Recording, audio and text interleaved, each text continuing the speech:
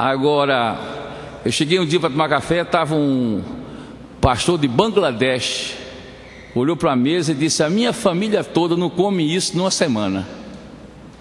Mas o resultado, pela direta já, não foi algo peculiar ao Brasil. Eu me lembro que no CLAD 2, quem estava lá se lembra que nós, no domingo, fizemos uma parte de um movimento de massa no Peru, que reuniu na Praça Tupac Amaru 60 mil pessoas com um culto de ação de graças pela nova Constituição do país, que garantia a liberdade religiosa, e um dos constituintes era um dos nossos líderes, que era o irmão Pedro Arana. Por 7 anos tive a honra de servir em sua comissão executiva ao lado de René Padilha, Samuel Escobar, Pedro Arana, Orlando Costas, Rolando Gutierrez, Pedro Savage, Emílio Nunes e tantos outros.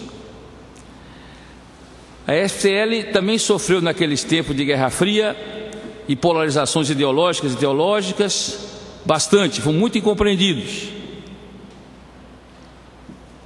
Fomos chamados de teólogos da libertação disfarçados pelos fundamentalistas e de fundamentalistas sofisticados pelos da teologia da libertação. Embora com o passar do tempo fôssemos crescendo em influência e respeito. Até porque as pessoas que faziam parte da FTL não eram teólogos de gabinete, tiveram vivência. Nós, pioneiros, idealizadores, fundadores e construtores da FTL, no meio de tanta incompreensão e oposição, nunca fomos um bloco monolítico, uniformizante. Tínhamos quebra-pau até dentro da diretoria.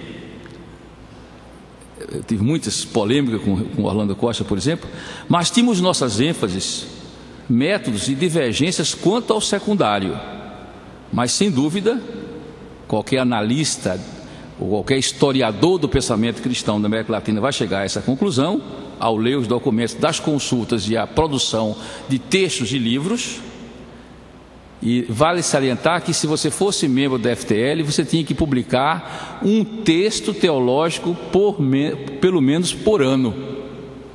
A sua filiação era condicionada à publicação de um texto teológico por ano. O pessoal virou escritor na tapa. Então, mas sem dúvida nos constituímos em uma escola de pensamento teológico continental, cristã, ortodoxa, protestante e evangélica. A FTL nunca foi uma mera associação de pensadores, amorfa ou eclética, onde tudo era possível desde que dita com nível. Nota de rodapé, normas técnicas. Nunca fomos uma mera sociedade científica, unida apenas pelas normas técnicas de redação, buscando o reconhecimento das autoridades educacionais. Fomos militantes em favor de bandeiras e contra bandeiras. Eu não creio em movimento que não tenha adversários. A favor da cultura latino-americana, a favor da democracia, a favor da justiça social no nosso continente, a favor de um uso criterioso de ferramentas científicas e filosóficas, mas em choque com as ideologias materialistas e secularistas da época, com as utopias seculares ou com pensamentos religiosos divergentes da tradição nossa, seja vindo do espectro fundamentalista, do espectro liberal. A FTL foi a principal fonte que gestou a teologia da missão integral da Igreja na América Latina. E aí tinha que estudar um pouco a biografia de cada um dos fundadores, que passa por alguns que foram alunos de Mackay, outros que leram a filosofia personalista católica, outros que foram alunos de Barth. Havia várias fontes dentro daquela liderança. Mas gestou a teologia na América Latina, em diálogo com os pensadores progressistas de outros continentes. Tivemos encontro de diálogo com a Ásia e com a África, e de grande repercussão em todo o mundo. Sem dinheiro, várias vezes a dificuldade de fazer nossas consultas, porque as fontes no primeiro mundo queriam veto em nomes de pensadores, empurrar oradores. E a nossa diretoria, durante meus 7 anos que eu ali fiquei, nós não aceitarmos qualquer doação que viesse com cláusula de vetos ou oradores empurrados. Então, podemos afirmar que nem todos que fizeram o movimento de Lausanne eram adeptos da missão integral. mas que ela foi hegemônica e que uma das suas fontes mais fecundas no movimento de Lausanne foi a FTL, que com suas nuances foi a principal expoente desse pensar evangélico progressista em nosso continente. E aí nós chegamos à última parte, Novo Mundo, Novo Congresso. E eu quero de antemão dizer a vocês que eu peço desculpas, porque na minha caminhada já de 50 anos de crente, eu gosto de assistir os eventos todos, de escutar as pessoas, mas esse evento se dá no meio de do momento mais pesado da minha agenda.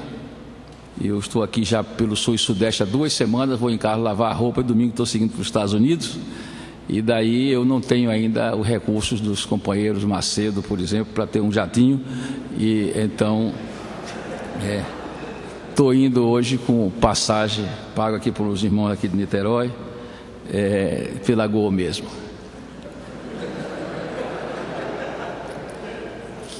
E a Gol tem me ajudado muito espiritualmente, porque tem estimulado o jejum.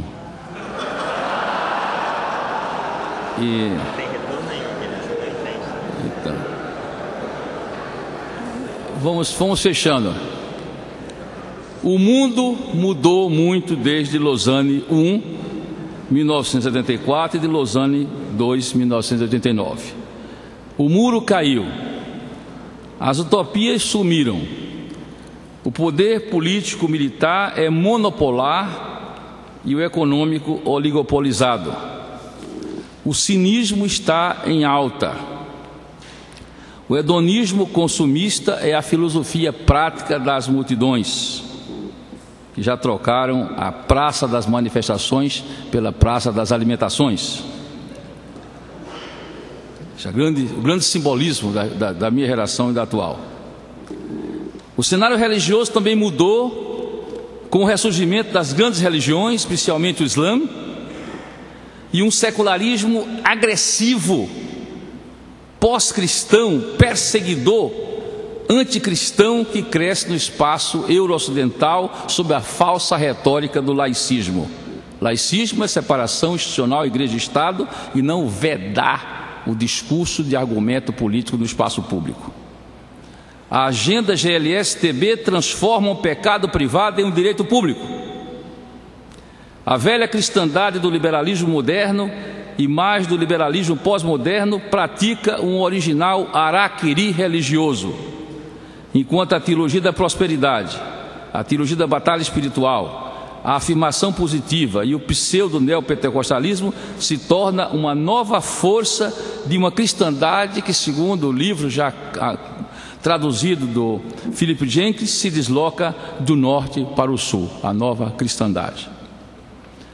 Áreas fechadas, áreas hostis a serem enfrentadas por uma igreja como nunca na sua história, miseravelmente dilacerada.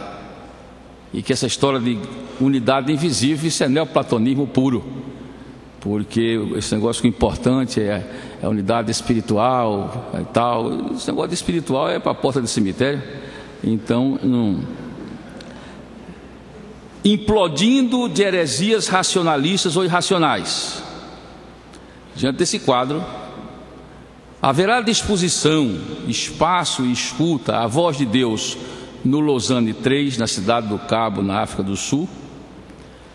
E me preocupa porque no Lausanne I, 6 meses antes, já tinha lido todas as palestras. E já tinha mandado um questionário desse tamanho de todas as palestras, para que foi reprocessado, e lá foi apresentada uma outra versão. Então, levamos 6 meses mastigando o Congresso, e depois, 6 meses depois, lá vem atrás os documentos e o livrão. Então, nós estamos indo assim um pouco kierkegaardianamente, com um salto no escuro, né? Haverá ainda suficiente convicção evangélica para, mantendo as verdades do Pacto de Lausanne, tratarmos novas temáticas sem negar o afirmado? Continuamos nós que fazemos essa caminhada e que estamos indo ao estado do Cabo. Continuamos a crer na providência do Senhor da história, do Senhor da igreja. Continuamos a crer na palavra e no Espírito. Continuamos a nos mover pela fé e pela esperança. Mas valemos reconhecer, humanamente não podemos ser otimistas. E na delegação brasileira, quanto desse legado é conhecido, é crido, é confessado, é apropriado, é reafirmado, é atualizado? E nos perguntamos: que mundo nós queremos? Que igreja nós queremos? Que país nós queremos? Com que conceito de missão pretendemos nos comprometer e dar respostas? Sem dúvida, esse parece ser um momento de muitas perguntas e aparentes escassas respostas. Que esse Cronos seja mais uma vez invadido pelo Kairós e que o martírio seja mais uma vez um componente provável da vivência da fé diante dos poderosos desse mundo, diante das potestades do outro mundo e dos seus aliados, porque eu sei que nem todos os cristãos hoje acreditam em Satanás, mas a minha certeza é que Satanás acredita em todos eles. Não somente os poderosos desse mundo, as potestades do outro mundo, mas os seus aliados entre os joios domésticos da igreja, com a esperança de que o Eterno esteja se renovando em um novo tempo, até que Ele venha. Amém.